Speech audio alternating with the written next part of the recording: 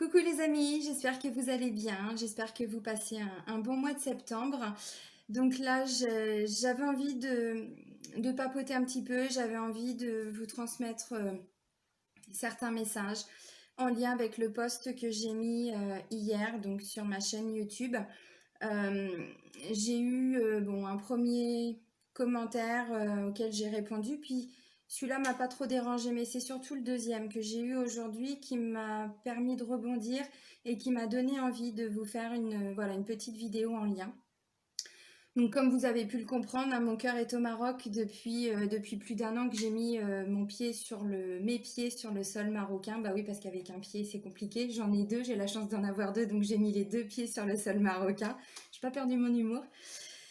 Et effectivement, cette crise du Covid, je rentre pas dans un débat sociétal, c'est pas le but. Il n'y a pas de travail là-bas depuis le mois de mars. Mais quand je dis qu'il n'y a pas de travail, quasiment l'intégralité du peuple marocain travaille avec le tourisme. Et effectivement, j'ai posté hier une petite publication en expliquant que j'avais créé donc une cagnotte Litchi pour toutes les personnes qui souhaitent faire un petit don pour aider toutes ces familles qui n'ont pas de travail. Alors, il y a eu un premier commentaire où visiblement, donc c'était plutôt une femme marocaine, si j'ai bien compris, qui expliquait que tout allait bien au Maroc, qu'il n'y avait pas de famine. Donc déjà, je me suis simplement permis de lui répondre qu'effectivement, dans certaines grandes villes du Maroc, il n'y a absolument aucun souci. Mais si on descend dans le sud, on se rend compte que bien sûr que si, il y a des soucis. Bien sûr que si. J'ai été en confinement là-bas 5 mois. Alors, je ne connais pas que le désert, hein. J'ai pu traverser les grandes villes, j'ai bien vu. Mais effectivement, si on descend, et quand je parle du sud, c'est le sud-sud, pas le sud Essaouira. On descend Ouarzazate, on descend Zagora, et là, on est confronté vraiment à la misère humaine. Alors, le deuxième commentaire que j'ai vu aujourd'hui, qui était du style mais il n'y a pas assez de malheureux en France, il n'y a pas assez de problèmes en France. Bien sûr que si, il y en a partout. Mais moi, j'ai passé 30 ans de ma vie à aider en France. J'ai passé 30 ans à faire des dons à des associations. Déjà, quand j'étais petite, hein, j'ai été élevée dans cette optique-là, on n'avait rien, mais j'ai vu ma mère toujours donner parce qu'elle nous a un petit peu appris aussi qu'à un moment donné, même quand on n'a rien, il y a toujours des gens qui sont plus démunis que nous. Voilà. Alors, je ne fais pas la vidéo pour faire pleurer dans les chaumières. Je ne fais pas cette vidéo pour me faire passer pour une superwoman. Je fais juste cette vidéo pour vous faire comprendre, en tout cas pour faire comprendre à certains, que tout ce qu'on vit là, avec le début du Covid, pour moi, il ne faut pas se renfermer. C'est une ouverture que l'univers nous impose quelque part, une ouverture à soi, mais surtout une ouverture aux autres. Le peuple marocain, là j'ai vu un article ce matin, il y a des milliers de Marocains qui ont perdu leur travail. Alors quand je dis effectivement dans mon post euh, que j'ai fait une cagnotte pour aider certaines familles, eh bien oui, on en est là. Tout le monde n'a pas la chance de dormir dans un lit au Maroc. Voilà. Moi, la famille de mon chéri, je vous parle juste de ce que j'ai pu voir et de ce que je connais, n'ont même pas de lit. Il n'y a pas un seul lit. Ils dorment tous par terre. Les parents qui ont plus de 55, 60 ans dorment par terre. Voilà, les médicaments sont hyper chers. Il n'y a pas de sécurité sociale. Il n'y a pas d'aide sociale. Tout coûte cher là-bas. Il n'y a pas de travail depuis le mois de mars, donc il n'y a pas de revenus. Et donc dans mon poste, ou dans ma réponse, je crois, j'expliquais que moi, ça fait 6 mois que j'aide la famille de mon conjoint pour payer les factures, pour pouvoir remplir le frigo. Vous savez très bien comment ça se passe au Maroc, ce sont des familles nombreuses. Hein, et bien sûr, très souvent, il n'y en a qu'un ou deux qui travaillent. Souvent, ce sont les fils, les garçons, pour faire vivre la famille. Là, c'est exactement ce qui se passe, sauf que les deux garçons, donc mon conjoint plus son grand frère, travaillent avec le tourisme et il n'y a pas de travail. Donc, j'ai fait ce post parce que je me suis dit, effectivement, il y a beaucoup de personnes qui me suivent et je pense qu'il faut aussi rebondir par rapport à ça. Je ne demande pas à tout le monde de participer, c'est absolument pas ma démarche. Mais toutes les personnes qui ont envie de donner ne serait-ce que 1 euro, voilà, pour montrer, je sais pas, leur participation, pour voilà, se donner aussi cette opportunité de pouvoir aider des personnes. Et bien voilà, il y a une cagnotte qui est à votre disposition, donc je vais mettre le lien sous la vidéo. Et puis, si vous voulez voir le post que j'ai fait hier, il est dans l'onglet communauté sur ma chaîne YouTube. Vous allez voir, c'est le dernier post. Je fais juste cette vidéo pour vous dire, ne vous enfermez pas. Ce que l'on vit en ce moment, pour moi, c'est une grande ouverture. On doit s'ouvrir aux autres. Alors évidemment qu'on traverse tous des situations compliquées, mais tous. Moi aussi, j'ai eu des difficultés pour payer mes factures. Il y a un moment donné, il y a quelques années, je pensais même que j'allais devoir redonner ma maison. Alors, je suis en location, hein, j'ai pas les moyens d'acheter une maison, je suis en location. Et même payer mes factures, payer mon loyer, c'était difficile. Et bien, je vous assure que même à ce moment-là, je continuais de donner. Voilà, je récupérais toutes mes petites pièces et puis je les donnais. Je travaillais donc dans Caen, dans un cabinet d'avocats. Je me garais au souterrain, j'avais pas le choix. Et en fait, il y avait un SDF qui était là tous les jours avec son chien. Et bien, même moi, si mon frigo était vide, je trouvais toujours le moyen d'aller lui donner, ne serait-ce que voilà, 2-3 € pour qu'il puisse au moins s'acheter un petit café. Il avait son chien, moi j'ai un chien, et ben je lui amenais des croquettes pour son chien. C'est des petites choses, mais c'est des petites choses aussi qui nous font prendre conscience qu'on n'a pas le droit de se plaindre, même quand on est démuni. Il y a toujours pire que soi. Il y a toujours, quand je dis pire, vous comprenez, des gens qui vivent des situations beaucoup plus dramatiques que nous, vraiment. Et alors sur le moment, le commentaire ne m'a pas fait bondir du tout, mais je me suis dit c'est peut-être l'occasion, effectivement, d'encourager les gens à agir et à d'ouvrir leur regard, d'ouvrir leurs yeux sur ce qui se passe autour d'eux. Bien sûr qu'en France, il y a de la misère, bien évidemment, mais il y en a partout.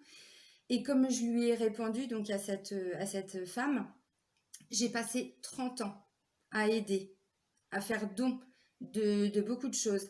Moi, je suis pas du genre à faire les magasins, je suis pas du genre à m'acheter des choses. Tout ce que j'achète, très souvent, ce sont des choses qui ont déjà servi. J'ai fait beaucoup de vide-grenier, je vais dans des associations où on peut payer voilà, des fringues pas très très chères et qui peuvent aider des gens. Je passe ma vie à faire ça. Je donne aussi, hein, je donne énormément de choses. Je jette seulement ce qui ne peut plus être utilisé, mais je donne énormément. J'ai été élevée, comme je vous ai dit, ma mère faisait des dons. Alors c'était le Téléthon, c'était plein d'organismes comme ça. Mais déjà, c'était pour nous ouvrir les yeux sur on n'a pas le droit de se plaindre. Il y a des gens qui vivent des situations beaucoup plus compliquées. Mon cousin a mucoviscidose. Voilà, on est tous affectés par des choses douloureuses. Tous, vraiment. Et je suis pas là pour vous faire des leçons, je suis pas là pour vous dire faites ci, faites ça. Je veux juste vraiment que certaines personnes ouvrent leur regard et se rendent compte que c'est bien de constater. Mais qu'est-ce qu'on fait pour aider? Qu'est-ce qu'on fait? Alors vous pouvez me reprocher effectivement de faire une cagnotte pour aider le Maroc. Déjà, je vais pas aider tout le Maroc parce que tous les Marocains n'en ont pas besoin. Je vais cibler. Voilà. Mais quand on voit qu'aujourd'hui, il y a certaines familles qui peuvent même plus payer leurs factures, le frigo, il est vide. Alors moi, je dis pas que mon frigo, il est plein tous les jours, hein, parce que déjà, je suis pas dans cette surconsommation. Mais tout ce que je vais pouvoir donner, je sais que ça va servir. Parce qu'à côté de ça, toutes ces personnes qui n'ont rien, je vous assure que quand on est touriste, on est accueilli, mais à bras ouverts. Ils se mettent, comment on dit, ils se mettent en quatre, ils se plient en quatre, je sais plus, il y a une expression, vraiment pour satisfaire les besoins et les envies de leurs clients. Ce sont des gens hyper humains, vraiment, avec une grande bienveillance, avec un grand cœur. Et quand je vois ce qu'ils traversent, eh bien, je me dis, moi, je peux pas rester comme ça, les bras croisés. Vous voyez, je peux pas rester comme ça, c'est pas possible. Donc, j'agis. J'ai essayé d'agir seule. Évidemment, je me prends, enfin, je suis pas Dieu, hein, je me prends pas pour ce que je ne suis pas. Je reste toujours humble par rapport à tout ce que la vie me donne. Et voilà, et là je me suis dit, bah, il y a peut-être une opportunité à saisir. Peut-être que certaines personnes vont pouvoir donner ne serait-ce qu'un euro. Un euro pour nous, j'ai envie de dire, c'est pas grand-chose. Même si on vit des situations douloureuses financièrement, matériellement, je sais aussi qu'en France, il y a beaucoup de personnes qui ont perdu leur travail. Je le sais. Maintenant, mon cœur va plutôt vers le Maroc. Donc c'est comme ça. J'ai fait un choix. On ne peut pas sauver tout le monde, on ne peut pas sauver toute la planète. D'ailleurs, je ne me prends pas pour une sauveuse. Je me prends pour une béquille. Bon, c'est pas très glamour, mais c'est comme ça. C'est-à-dire une aide ponctuelle. Moi, j'ai eu besoin de cette aide-là il y a quelques années. J'avais vécu un truc tout bête, hein, mes patrons avaient oublié, lol, de me verser mon salaire. Je l'ai eu avec une semaine de retard. Oui, mais sauf que les prélèvements, ils étaient passés. Mon loyer avait été refusé. Les prélèvements, mutuelle, assurance, voilà, mon crédit de la voiture, tout ça, ça avait été refusé. Je me suis retrouvée dans une merde, vous n'imaginez même pas. J'étais toute seule. Eh bien, j'ai fait la démarche d'aller voir justement des aides, d'aller voir une assistante sociale pour aller obtenir des aides qu'au Maroc, ils n'ont pas. Voilà. Donc, on vit tous vraiment des moments de vie. On est obligé de se remettre en question. Et moi, ces périodes-là, douloureuses, m'ont permis toujours de prendre conscience que je n'avais pas à me plaindre. Quand je me suis séparée du père de mes enfants, c'était en 2014, pour pas sombrer dans une dépression, parce que j'avais déjà vécu une dépression juste avant, et voilà, je ne voulais pas le revivre. Tous les jours, mon mantra pour aller bien, c'était tu as un toit au-dessus de ta tête, tu as une voiture, tu as un travail, tes enfants sont en bonne santé, tu es en bonne santé, donc tout va bien. Bien sûr que j'aurais pu avoir besoin de plus. J'étais toute seule, j'avais pas d'amis, mais c'était la seule chose sur laquelle je me concentrais pour pouvoir avancer. Vraiment, on n'a pas vraiment le droit de se plaindre à partir du moment où on a déjà tout le nécessaire pour vivre, même si c'est difficile. Vraiment. Donc là, je fais la vidéo pas en donneuse de leçons. Et je pense que tous ceux qui commencent à me connaître et qui me suivent depuis le début de la création de cette chaîne, vous allez comprendre pourquoi je fais cette vidéo. Parce que pour moi, l'univers, il ne nous bloque pas pour rien. On était tous plus ou moins, alors bien sûr à des degrés différents, parce qu'on n'avance pas tous à la même vitesse. Ce que certains ont vécu là, moi je l'ai vécu déjà il y a 2 ans. Et puis comme je vous dis, bon, malgré toutes les difficultés, j'avais déjà, parce que je suis hypersensible, je suis empathe, je suis médium, hein, tout ça, vous le savez. Donc ce rapport à la société, moi j'ai toujours été en décalage, parce que j'ai jamais vraiment adhéré à tout ce système. Mais là, il y a une grosse prise de conscience, parce que pour beaucoup, on était dans métro, boulot, dodo. Voilà, on était dans notre vie, on était dans nos problèmes, on était dans comment je vais faire pour payer mes factures. Mais là, l'univers, il a bloqué tout le monde. Il a dit maintenant, vous allez vous poser, les amis, puis vous allez réfléchir. Est-ce que c'est vraiment le boulot que tu veux? Est-ce que tu es vraiment dans une, pardon, dans une relation qui te convient? Qu'est-ce que tu dois changer? Recentre-toi. Oui, mais se recentrer, c'est aussi pour ouvrir son regard, l'élargir et aussi pour avoir des prises de conscience. Voilà. Et donc, ces prises de conscience, c'est aussi que, eh bien, il faut s'ouvrir aux autres. C'est hyper important. Et je vous assure que j'ai vraiment demandé sur mon post, hein, je le précisais, j'expliquais que chaque personne qui allait faire un don sera récompensée par l'univers. Je fais des demandes aussi à l'univers pour que vous soyez tous récompensés pour toutes les personnes qui font même un don de 1 euro.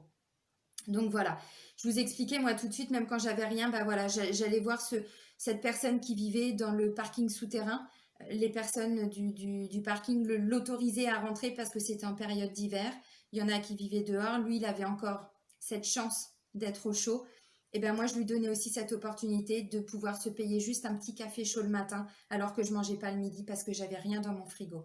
Mais voilà, il me restait des petites choses dans mon placard, donc je lui donnais. C'est hyper important de toujours ouvrir son regard. Donc voilà, j'avais vraiment envie de vous transmettre ce message-là. Donc, je ne force absolument personne à faire des dons. Je ne suis pas là en train de vous dire il faut aider, il faut... Non, faites ce qui est juste pour vous. Et du coup, il y a une abonnée, je pense, qui a répondu aussi à cette femme en lui disant qu'elle en avait un petit peu marre des donneurs de leçons ou des donneuses de leçons et que pointer du doigt ceux qui essayent d'agir, c'est bien, mais que le mieux, ce serait plutôt d'agir soi-même. Et d'ailleurs, c'est ce que j'ai invité à faire à cette femme. Je lui ai dit, bah, bien sûr qu'il y a de la misère en France. Et je vous invite à ouvrir une cagnotte, à faire quelque chose, à agir pour aider les gens. On est obligé aussi à un moment donné de faire des choix par rapport aux personnes que l'on va aider. On est obligé de cibler. Et juste pour revenir au pays d'Afrique, donc là, mon cœur va plutôt vers le Maroc, mais même à l'époque, oui, c'était en 2015, je vous dis, j'étais toute seule, mes enfants, je les avais en garde alternée, donc une semaine sur 2, j'étais toute seule, je gagnais pas des milliers et des cents, parce que contrairement à ce qu'on peut penser, être secrétaire ou assistante dans un cabinet d'avocat, on gagne pas énormément non plus, malgré tout le travail fourni. Eh bien, j'ai, comment on peut dire, parrainé une petite fille au Sénégal pour qu'elle puisse avoir droit à l'éducation, pour qu'elle puisse aller à l'école. Donc, Voilà, c'est hyper important de toujours s'ouvrir. Maintenant, je ne vais pas vous dire faites ci, faites ça. Faites ce qui est le plus juste pour vous. Vraiment. Et donc, pour toutes les personnes qui ont envie de donner, qui ont envie voilà, d'ouvrir leur cœur à ces personnes, à ces familles au Maroc, vous avez donc le lien de la cagnotte Litchi sous la vidéo. Puis vous la retrouverez également donc dans le post que j'ai fait hier dans l'onglet communauté. Je vous remercie vraiment tous de m'avoir écouté. Et je le répète, je suis pas là donneuse de leçons. Je suis là simplement pour vous dire ne restez pas dans votre ego, ne restez pas dans votre souffrance. On vit tous des moments difficiles, mais c'est aussi pour ça que l'univers nous bloque, pour qu'on puisse s'ouvrir à des personnes qui en ont encore plus besoin. Voilà. Et tendre la main, vraiment, derrière, on a un retour. C'est une énergie. Tout est énergie, comme vous le savez. Et donc là, vous donnez, vous allez recevoir. Mais c'est automatique. C'est automatique. Et je vous assure qu'en plus, je fais des demandes à l'univers pour que vous soyez tous récompensés, que vous ayez vraiment tous eu un petit miracle, un petit cadeau. Voilà, quelque chose qui vous fasse prendre conscience que vous avez fait un acte de cœur, un acte humain, humaniste. Et ça, c'est beau. Merci de m'avoir écouté, les amis. Vraiment, je vous embrasse et prenez soin de vous.